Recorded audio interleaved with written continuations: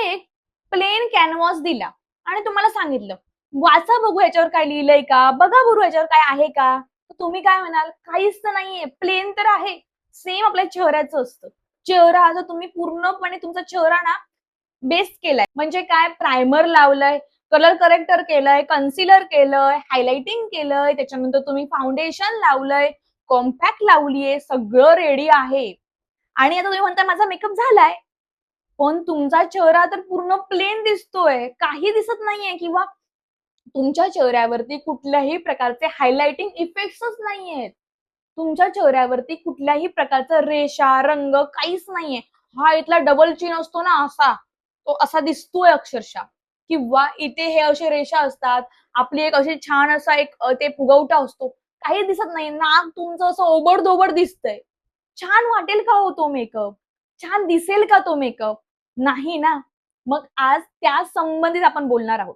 तर आज आपला टॉपिक आहे कॉन्टॉर कसं करायचं, कॉन्टॉर म्हणजे काय, ते कोणी कसं करायचं सगळं. सोबतच आज आपण बघणार आहोत ब्रॉन्झर म्हणजे काय आणि ते कसं करायचं.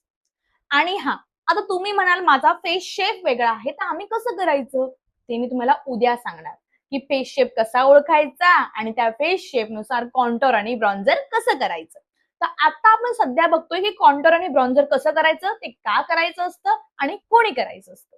चला, जर तुम्हाला डबल चिन असतील किंवा जर तुमचं नाक मोठं आहे, तुमच्या चेहऱ्यावरचे फीचर्स जे आहेत ते तुम्हाला दाखवायचे आहेत, हायलाइट करायचे आहेत, तर तुम्ही कॉन्टॉर आणि ब्रॉन्झर करू शकता. आता तुम्ही म्हणाल कॉन्टॉर आणि ब्रॉन्झर सेम असतं का? नाही. कॉन्टॉर वेगळं आणि ब्रॉन्झर वेगळं. ज्याने आपण ब्रॉन्झर करतो ना, त्याने आपण कॉन्टॉर करत नाही आणि ज्याने आपण कॉन्टॉर करतो त्याने आपण ब्रॉन्झर करत नाही. आता का ते सांगते. कॉन्टॉर कुठे करायचं असतं? आपल्याला डबल चिन असतील आणि आपल्याला नाक असेल, जे उबड-धोबड आहे, जसं की माझं आहे आणि त्याला तुम्हाला आकार द्यायचा आहे, व्यवस्थित त्याला तुम्हाला असं शार्प बनवायचंय किंवा तुमच्या चेहऱ्यावरचे जे फीचर्स आहेत त्यांना शार्प बनवायचे, जसं की इथे वगैरे तुम्हाला करायचं असेल, तर तुम्हाला एक छटा निर्माण करावी लागते. एक असा आभास निर्माण करावा लागतो, की इथे सावली आहे आणि माझं हे नाक असं शार्प आहे. ह्या साईडला सावली आहे, ह्या साईडला सावली आहे. सावल्या निर्माण करायच्या असतात आणि ह्या सावल्या आपण कॉन्टॉरने करतो. आणि ब्रॉन्झर कशाला म्हणतात?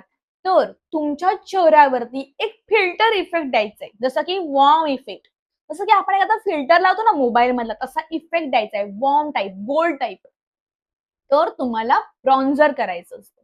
आणि ब्रॉन्झर आणि कॉन्टॉर हे वेगवेगळे आहेत.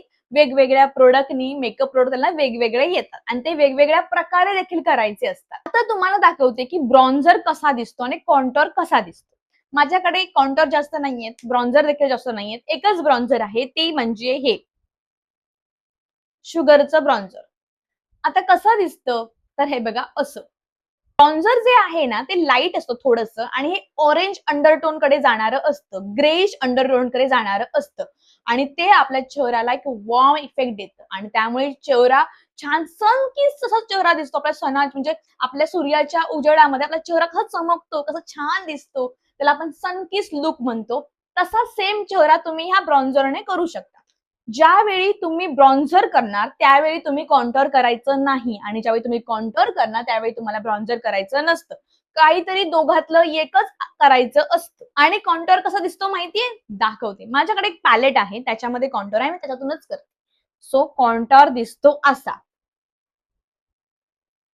जो कूल अंडरटोन कडे जाणारा असतो. समजलं तुम्हाला? जरी समजलं नसेल तरी हळूहळू तुम्ही जसं प्रॅक्टिस करत जाल ना, तसं तसं तुम्हाला सगळं समजत जाणार. आता हा कॉन्टूर करायचा कसा किंवा ब्रॉन्झर करायचा कसा, तुम्हाला मी एका बाजूला कॉन्टूर करून दाखवते आणि एका बाजूला तुम्हाला मी ब्रॉन्झर करून दाखवते. आता सगळ्यात आधी ना आपण कॉन्टूर करूया. तर कॉन्टूरसाठी मी हा पॅलेट घेतला, यामधला हा शेड घेतला. कुठे करायचं कॉन्टूर सांगते. इथे नाक माझं जाड आहे ना, मग मी इथे करणार. ह्या साईडने पण करायचं. जास्त शार्प लाईन नाही करायची, मर्ज करायचं लाईनीला, हळूहळू ब्लेंड करायचं आणि इथे पण थोडंसं करायचं. बघा, लगेच माझं नाक वेगळं दिसायला लागलेलं आहे. सेम तुम्हाला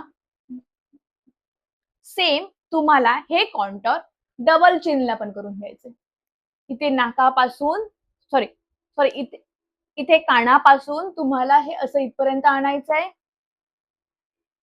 सेम इकडे कानापासून तुम्हाला हे इथपर्यंत आणायचं. म्हणजे असं प्रकारे तुम्हाला हे करून घ्यायचं. किंवा तुम्ही असं असं देखील करू शकता. म्हणजे एक छटा निर्माण होते आणि तुमचा डबल चिन वाटत नाही. तुमची अनुवटी एकदम शार्प वाटणार. त्यानंतर तुम्हाला कॉन्टोर करायचा आहे तुमच्या इथे. आता तो कसा करायचा? हा डोळ्यांचा आहे ना, इथे असं ठेवायचं. इथपर्यंत तुम्हाला कॉन्टोर करायचं असतं. कसं? पाऊट करायचा.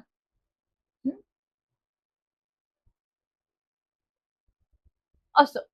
हे तुम्हाला मी व्यवस्थित उद्याच्या व्हिडिओमध्ये सांगणार, की कोणी कुठल्या शेपने कुठला करायचा असतो, हे माझं दाखवते सध्या.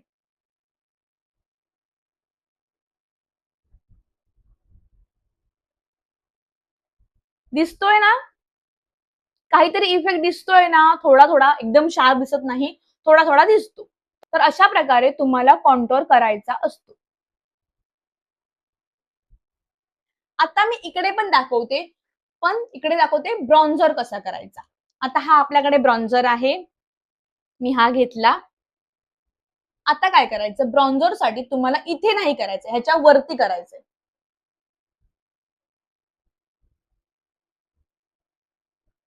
ज्यांचा गोल चेहरा आहे ना, त्यांनी जास्त ब्रॉन्झर करायचं असतो. मग चेहरा असा एकदम शार्प दिसतो. आणि हा जो ब्रॉन्झर आहे ना, त्याच्यामध्ये ना थोडासा हा ना शायनी असतो, मॅट फिनिश नसतो. जसं की कॉन्टोर आपला मॅट फिनिश असतो ना, तसा हा ब्रॉन्झर मॅट फिनिश नसतो.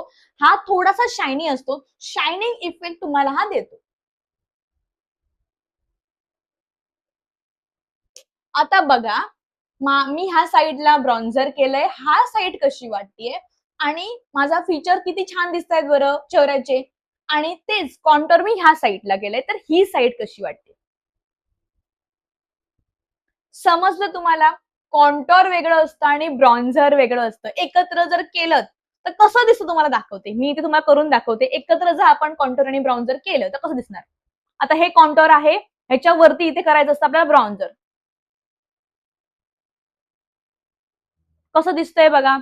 विचित्र दिसतंय की नाही? त्याच्यामुळेच अजिबात चुकूनही कधी ब्रॉन्झर, कॉन्टोर एकत्र करायचं नाही.